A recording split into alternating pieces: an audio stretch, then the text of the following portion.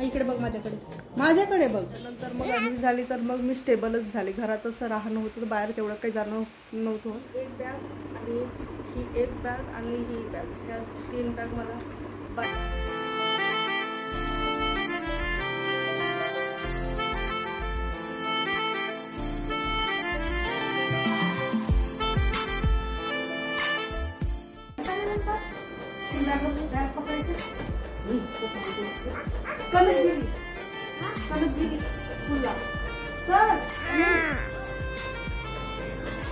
आज मी पेन्सिल दिली इकडे बघ, माझ्याकडे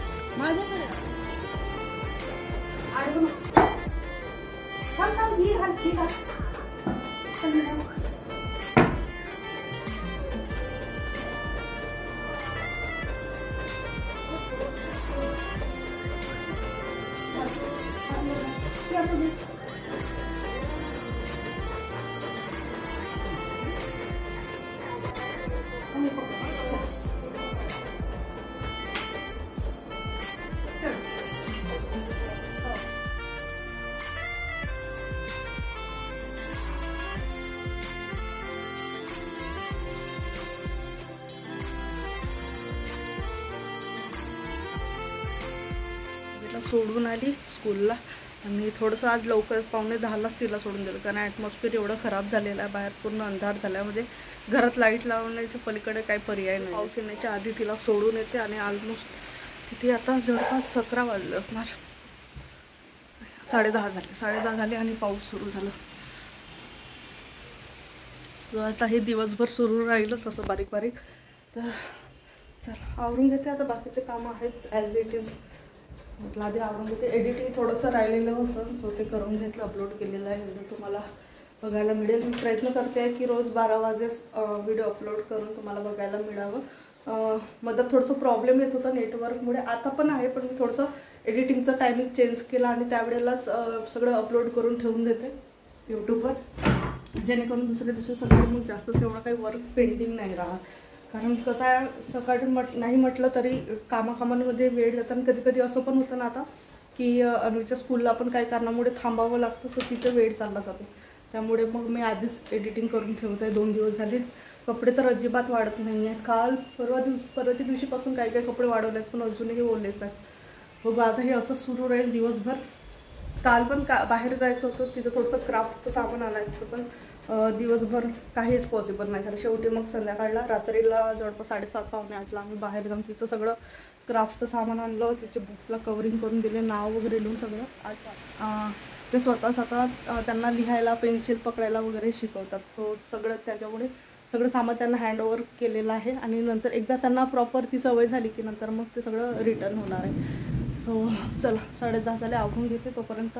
म्हणजे सगळं आवरेपर्यंत मग अन्वीचं पण आणायची वेळ होऊन जाते. बरं होईल की पाऊस सुरू नाही राहणार, कारण एकतर रेनकोट पण नाही. म्हणजे भरपूर वर्ष झाले रेनकोटच घेतलेलं नाही आहे.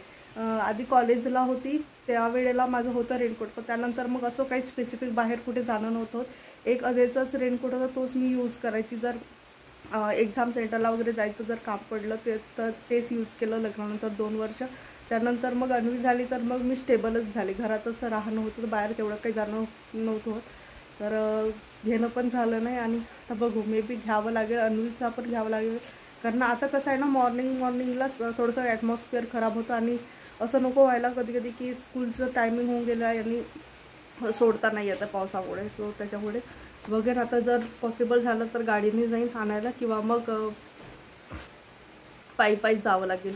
जे पण काही तिचं बॅग्स आहे एक्स्ट्राचे ते स्कूलमध्येच ठेवून यावं लागेल, कारण तिला पकडून छत्रीने येणे म्हणजे थोडंसं टास्कच आहे, एवढं बॅग वगैरे घेऊन. चला, आय होप 12:30 वाजेपर्यंत पाऊस ओपन होऊन जाईल. आणि आत्ता ना काय होत आहे, पक्षी जे आहेत ना, तर काय म्हणतात त्याला, ब्लॅक कलरचे पक्षी आहेत. तर नागपूरमध्ये आता खूप जास्त प्रमाण वाढलेलं आहे. तो हळूहळू ना आता घरं बांधण्याचं त्यांचं सुरू होतं. इथं पण खिडकीमध्ये पण त्यांनी घातलेलं आहे. आणि एसीचं जे आउटर असतं बाहेरच्या साईडला त्याच्यावर पण ते येऊन बसतात. जे या सीझनमध्ये ना खूप जास्त घर बांधतात ते सगळीकडे. आणि जर इन केस त्या केसमध्ये जर आम्ही नसलो, हे सगळं घर पॅक असलं ना, तर बिलकुल घर बांधून अंडे देऊन पक्षी बिलकुल, म्हणजे आम्ही गावावरून येईपर्यंत पिल्लू तयार असतात. चला भेटू थोड्या वेळाने. घेऊन आली स्कूलमधून. बऱ्यापैकीच पाऊस होता, पण बरं झालं जायच्या वेळेला म्हणजे 12:30ला पाऊस नव्हता, तर पटकन जाऊन घेऊन आली. आणि आज लवकरच आले तशी तिला ॲक्च्युली भूक लागली. आज सकाळी पण तिने फक्त किती एक पोळी खाल्ली आणि दूध पिलं नव्हतं, त्यामुळे आज तिला भरपूर भूक लागली होती. गाडीवरच तिचं दूध सुरू झालं. हो, काकू पण आले. जवळपास 1:30 वाजला. आता 2 वाजता तिला झोपवून घेणार.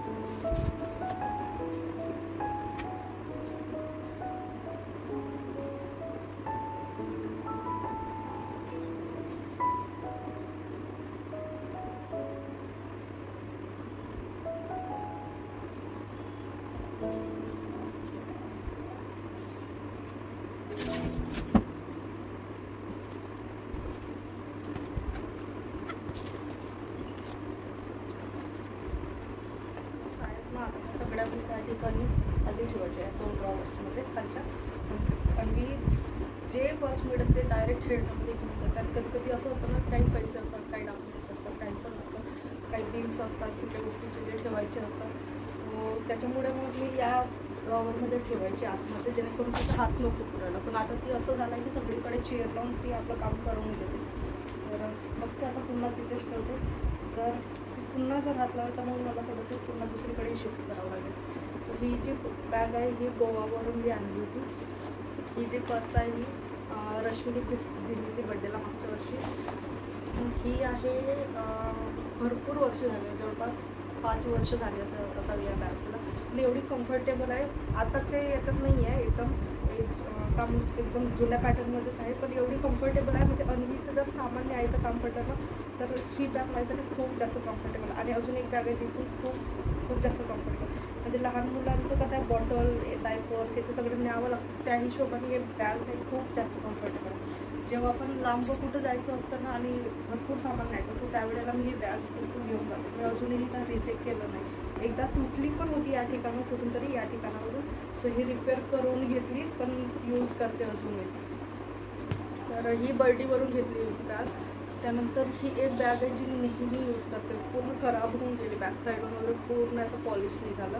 आणि आणि मेन म्हणजे वॉशेबल आहे. याला जर क्लीन केलं ना तर व्यवस्थित क्लीन पण होतं. ही पण बॅग खूप जास्त कम्फर्टेबल आहे. म्हणजे कुठं जर असं वॉटर बॅग किंवा दुधाची बॉटल वगैरे जर नेतो म्हटलं तर इझिली या बॅगमध्ये नेतात. या 2 बॅग्स खूप जास्त मी यूज करते. फक्त थोड्या वेळासाठी जर कुठे जायचं असेल तर मग स्लिंग बॅगमध्ये स्लिंग बॅगवर यूज करते मी. त्यानंतर ही एक बॅग घेतली तुम्ही असं बॉटल वगैरे दुधाच्या बॉटल वगैरे नेता येईल अशा पद्धतीने जास्त कंपार्टमेंट्सची. त्यानंतर ही बॅग मी गावाकडून घेतली होती. या बॅगचं ना एक ॲक्च्युली काय हे एवढंच दिलेलं आहे. चेन पण होती पण माहिती नाही चेन कुठे गेली. तर ऑलमोस्ट मी माझं इथं मेकअपचं सगळे सामान ठेवून घेतलेलं आहे, जेणेकरून छोट्या छोट्या गोष्टीसाठी मोठा डबा काढायची वेळ नको. आणि सगळीकडे ना आता असे कॉईन्स जमा झालेले माझ्या बॅगमध्ये. आता हे सगळं शॉपिंग वगैरे हे ते सगळं झालं त्यावेळेला सगळे कॉईन्स जमा झालेले. त्यानंतर ही पण बॅग मी गावाकडून घेऊन गेली. ही एकदाच यूज केली आहे. हीचा पण खूप जास्त यूज झाला. मला खूप जास्त ना म्हणजे कलेक्शन आवडतं मला असे कलेक्ट करायला बॅगचे वॉचचे. मला वॉचचं कलेक्शन अजून ठेवायचं. मला सध्या वेळ मिळत नाही. ही एक बॅग आणि ही एक बॅग आणि ही बॅग, ह्या 3 बॅग मला बाहेर न्यायला खूप जास्त आवडतं. बाकीचे आहेत ते थोडंसं कम्फर्टेबलसाठी मी ठेवलेलं आहे, कारण या फॅन्सी बॅगमध्ये आपण बॉटल वगैरे नाही नेऊ शकत, तेवढं कम्फर्टेबल नसतात. आणि थोडे बॉटल वगैरे किंवा सामानासाठी रफटफ बॅग जर असली ना तर जास्त, जसं या पद्धतीच्या ज्या बॅग्स आहेत भरपूर प्रॉपर पॅकेट्स दिलेले आहेत त्याच्यामध्ये, सो इझिली नेता येते त्याच्यामध्ये. चला आवरून घेते आम्ही आता. असं कार्टून बघते. ऑलमोस्ट 2 वाजत आले. तिला पण झोप होते.